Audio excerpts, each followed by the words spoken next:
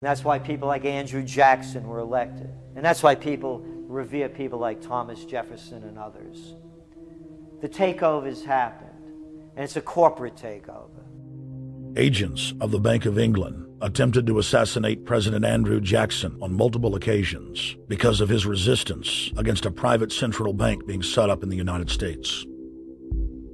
And it was something that Abraham Lincoln warned. And this is, by the way, why I believe he was assassinated. This is the Lincoln quote. "The money powers prey upon the nation in times of peace and conspire against it in times of adversity. It is more despotic than monarchy, more insolent than autocracy, more selfish than bureaucracy. I see in the near future a crisis approaching that unnerves me and causes me to tremble for the safety of my country. Corporations have been enthroned. An era of corruption will follow, and the money power of the country will endeavor to prolong its reign by working upon the prejudices of the people until the wealth is aggregated in a few hands and the republic is destroyed." Wall Street has killed Main Street.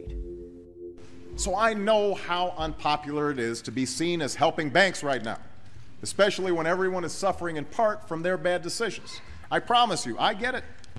Up until about the Kennedy assassination and the beginning of the war in Vietnam, the United States is a very powerful engine for world progress. It's the assassinations, the Kennedy assassination, and the others in the 1960s, the beginning of the Vietnam War, and the beginning of the absolute domination of the Wall Street Group over every other interest.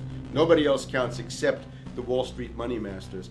That has now made the United States into no longer a force for progress, but something very different, often a force for destruction in the world. The military-industrial complex has taken over the country along with the Wall Street gang. If you look also at the people that Obama has put on his appointments list, it's all Wall Street. It's government of Wall Street, by Wall Street, and for Wall Street. There's nobody from heavy industry.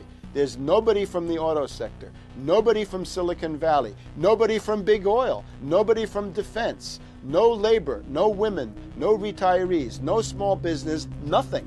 It's pure Wall Street. The only people who have a voice in Obama's councils are Wall Street finance oligarchs. That's all there is. Nobody else counts for anything under Obama. It's the most extreme Wall Street administration we've ever had. Before his death, President Woodrow Wilson apologized to the public, regretting that he had been deceived by a group of international bankers and the country's financial system had fallen into their iron grip via the Federal Reserve Act of 1913.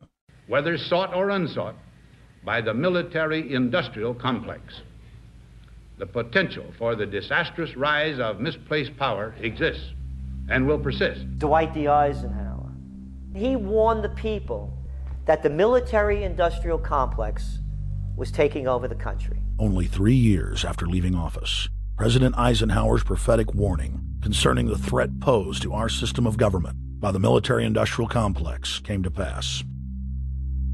President John F. Kennedy had enraged the entire elite network. Now, Kennedy was brought in as somebody who was expected to be a puppet. It was thought that his pro-Nazi father, Joseph P. Kennedy, the bootlegger, the speculator, would guarantee that Kennedy would be obedient to the establishment. They thought that Kennedy was a sex maniac who could be manipulated through all of this, but it turned out that through his personal suffering, Kennedy had discovered a personal sense of himself which went beyond just being a puppet, and he began to think about things like economic recovery, world peace, having a space program, making deals with the Soviets, cutting the Federal Reserve down to size, and a whole series of other things. Executive Order number 11110, signed by President Kennedy, began the process of abolishing the private Federal Reserve. Kennedy was also pushing for real civil rights reform and had begun the process of pulling the troops out of Vietnam. The last time you had an actual president was Kennedy. The oligarchs took swift and decisive action. When John Kennedy attempted to take the government back from the robber barons, he was brutally murdered. The message to future U.S. presidents and leaders across the world was clear: do as you're told or die. John Fitzgerald Kennedy was the last true president of the United States. And until the globalists are removed from power, we will never have another real one.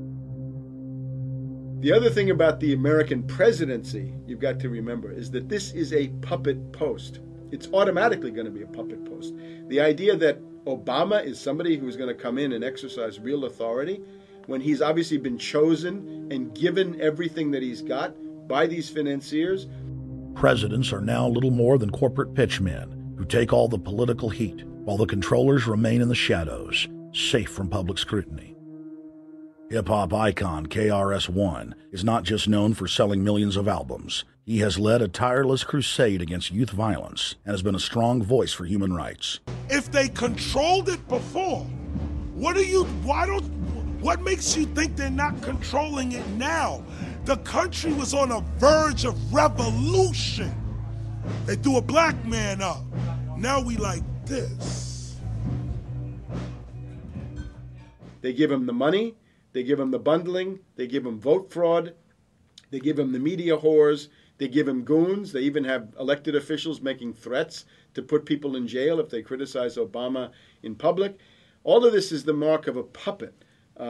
And that means that he is a puppet, actually more of a puppet than anybody else, more of a puppet than Mrs. Clinton would have been, even more of a puppet than McCain. He's the maximum puppet that we've had certainly since Jimmy Carter. They put a black face on the New World Order, and now we all happy. KRS ain't buying it. In the real executive power structure, the president serves the military-industrial complex, itself owned by the international bankers. If there's a revolution, the population just throws out the prime minister or president. The elite stays in power because the public is never aware of who the real enemy is. In Evian, France in 1991, standing before the Bilderberg Group, the apex of the world government power structure, David Rockefeller defined the New World Order as a system of world government serving the international banking elite. For decades, the banker-owned media would attack anyone who dared to warn the public that a dictatorial world government was being constructed right under their nose, and that national sovereignty was being deliberately destroyed. And now, after years of denial, the media and the elite themselves are proudly announcing that not only is world government real, but is the answer to the financial crisis that they carefully engineered. Suddenly, the Wall Street Journal tells us that the North American Union is here, and that getting rid of the dollar for a common currency with Canada and Mexico is good.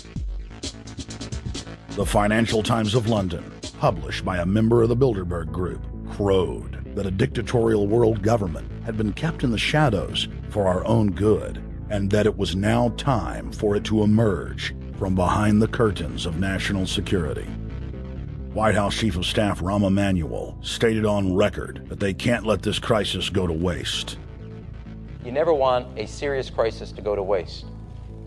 And what I mean by that, it's an opportunity to do things that you think you could not do before. And Henry Kissinger, who gave Barack Obama his first job out of college, told national television that the economic collapse was a great opportunity to bring in the New World Order. He went on to say that Barack Obama was the perfect person to sell it to the world. But he can give a new impetus to American foreign policy, partly because the reception of him is so extraordinary around the world. I think his task will be to develop an overall strategy for America in this period when really a new world order can be created. It's a great opportunity. It isn't just a crisis. In June of 2006, our team traveled to Ottawa, Canada, to gather intelligence on the shadow government's agenda for the coming years. I think that's the Queen. Investigative journalist and best-selling author Daniel Estulin had been tracking the Bilderberg Group for more than 16 years. His moles inside Bilderberg informed him that the elite were planning to first run the price of gas up to $150 a barrel, unimaginable in 2006. He also reported that after suckering the middle class back into the stock market, the group was going to implode the subprime mortgage market and destroy public confidence. Well, one of the things that we're getting from this morning, this